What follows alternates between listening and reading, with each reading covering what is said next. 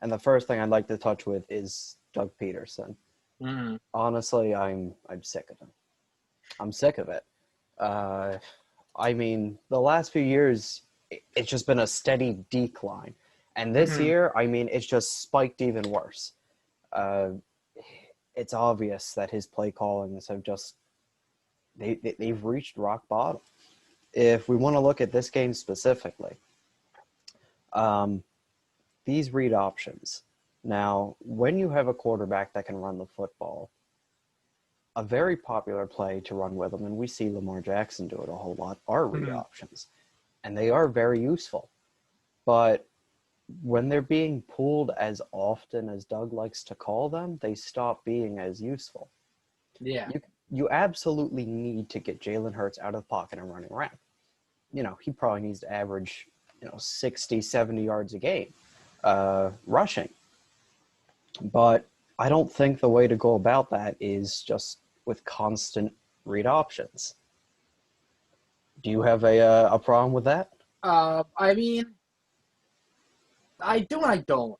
Well, first of all, let me preface this with I don't know football as well as you do. So it's probably rightly so that I don't have a problem with that. Okay, I have a problem, but I don't have as much of a problem that you do. Um, the thing for me is that it still kind of worked. Like, in the last three quarters, we were still able to put up a fight, and with as close as we came, if we had a first quarter played like the rest of them, then there's a better chance that we would have won the game. So on one hand, his play calling is rough. I'm not gonna lie, but it's getting the job done. So it's kind of the same thing as last week, where it was like, okay, well, obviously the Eagles didn't do as good as they could have, and there were mistakes that were made, but it got the job done. And I like see it's weird because this is still the same guy, and I know I said this last week. It's the same guy that was calling the plays for Carson. So I don't know if like the chemistry between him and Hurts is better. I don't know if it's the execution. Something's going on there, but I don't want to put all of it on Doug Pederson because at the end of the day, he had called plays that had worked. Now, this read option thing, it's a problem, but it's not something that I would put as a number one priority or not number one priority, but the number one reason that, we lost this week's game. I think if you get the right people in there to execute his plays, it can work.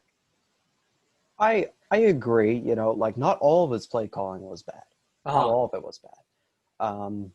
But the read options, I had a problem with, and just to kind of wrap that bit up, like again, like I said, they can be very useful, but Mm-hmm. when they're used so much as he uses them, the defense is just going to start sitting on it. Mm-hmm. If we can spread it out a bit more, I think it'll become a bit more useful. Um, Not to mention, also with the read options, like Jalen Hurts, every once in a while he struggles with it in Mm-hmm. terms of knowing when to pull that ball back out and take it himself. That was a problem in the first quarter, but I felt like as the game went on, he started reading those a bit better.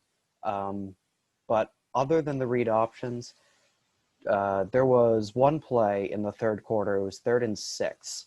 Uh-huh. Called up a tight end screen to Dallas Goedert, I believe, on the left side of the field. Now, he loves his screens, his wide receiver screens, tight end screens. He loves doing them. We watch Mm. that game. He does them probably too often too. But he made it blatantly obvious that it was going that way. With the Uh-huh. motion that happened and just how everyone was set up, the defense and probably everybody or most people watching at home knew it was coming. And sure enough, once the ball was hiked, the ball barely got to Goddard before he was being tackled. Mm-hmm. That's not how a screenplay is supposed to work here. Yeah. The blocker should be able to pick it up, but the defense knew it was coming. There's not enough blockers to pick it up. Mm-hmm. It's just another thing that goes to show that his playing calling is just not up to speed anymore. Yeah, and um Yeah, I see that, and it's definitely a problem. And is it something that could be fixed with a better coach? Yeah, I the thing I struggle with is that, like I said, it looks like there could be people who could execute his plays better. Now, obviously, like the setting up for the screen, that's his fault. You know, the like running the same play over and over and over again is going to get you to lose regardless of what that play is. So that's a big problem as well. My thing is I'm just not so fast to jump on it because, you know, well, first of all, he got us to a Super Bowl, which we haven't done in a while. So I'm kind of holding on to that. But along with that, like we know he is. It's like the same thing as once. We know he has the capacity to be really good, and to just to throw that away when it's not total garbage for me is just kind of hard. But I definitely see your point, and if this trend continues of like us just barely losing games because everybody else is playing as hard as they can and doing with his plays what they can, and the last, not the last, but an important piece of the puzzle is Doug's lack of a decent play calling, then it's time to change. But I don't know. I don't know that I would call it the biggest problem right now. I Not that mean, you are, but yeah. it's not the biggest problem per se. I mean, some games this season, you can definitely see that, like that Bengals game, choosing not to kick a field goal at the end and trusting Jake Elliott and going away from that and instead just being happy with a tie, which also I'd like to say I think that was the beginning of Jake Elliott's downfall this season. I Oh my think that god. could be the spot that started because Doug didn't show confidence in him to win the football game. I think that could have started Jake Elliott's downfall. I don't know about that. I mean, I remember watching last season where he would go out for like 40-yard field goals, 50-yard field goals, and I'd be like, okay, he's got it, and he'd like smash them. And then, but I remember specifically a few times that he would go up for a field goal, and I'd be like, I don't know if he's going to make this. I do remember him shanking, or not a field goal, an extra point. I do remember him shanking a few. So is this a start? No. That probably doesn't help, and I'm with you there. But like, ever since that 60-yard field goal, that record breaking field goal that he had a few years back, I'm not inclined to believe that his decline has just started with that. But like I said, certainly doesn't help. I mean, I'd also like to say with Doug, like sometimes when I'm watching the Eagles, and especially this season, Mm-hmm. I feel like it can be compared to me playing Madden. I feel like he's selecting these plays off of the slim and quick playbook that they give you.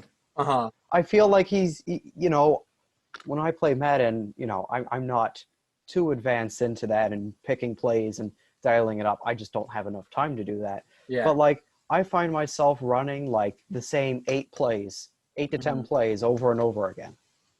Now, do you think? Sometimes I feel like Doug does that too. Well, I mean, if he's running this many read options, then to some extent he has to be. Like that has to be like his fallback, or like if he doesn't know what to do, then it's got to be something he does. But um, is it potentially a lack of trust in Hurts? Like, because I mean, obviously he hasn't had the time that he's had with Carson, And this is we did draft him first, but the um, he hasn't had the time to make that connection. He's our second string, I mean, Is that a factor? I mean that I think it is a factor, and I think we also see that sort of a thing when Nick Foles was here and when he was the quarterback. Mm-hmm. Because what Doug did at that point, he did take the plays that he had ready, and he slimmed it down a lot and made Uh-huh. it a much simpler amount of plays so that it would work for Nick, especially. Yeah. And now he's doing that to some extent with Jalen too. Mm-hmm. And now I wish that he would have done that with Carson. I just feel like if he treated the same way, like coached the same way that he did with Nick Foles or now Jalen Hurts, we might have seen somewhat of a different Carson. Now, would Carson still have had the same terrible season that he did? Probably. Yeah. But I feel like it could have been slightly better if he would have dealt with him a bit differently.